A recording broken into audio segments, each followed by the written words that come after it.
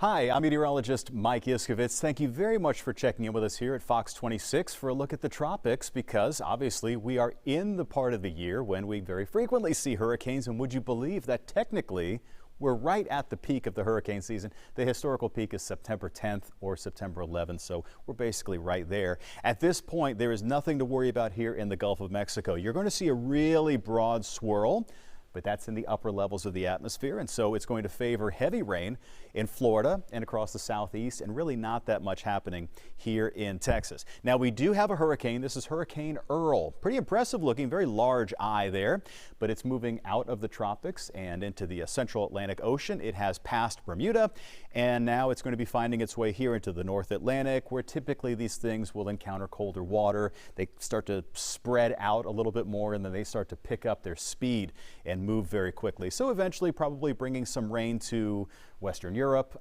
in a weakened form.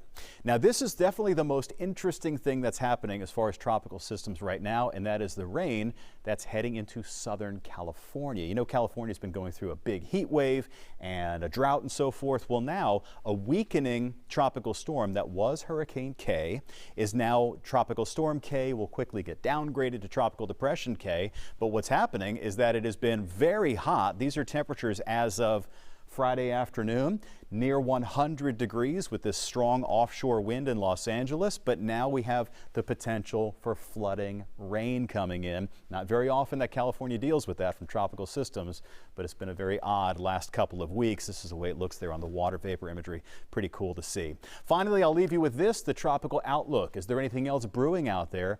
Not much. There are 3 areas that have a very small chance for development here over the next 5 days near the Cape Verde Islands, and then a tropical wave you'll see right there could develop as it makes it into the central Atlantic. But we continue to see generally this very quiet pattern across the Atlantic. We'll take another look at the tropics for you coming up next time.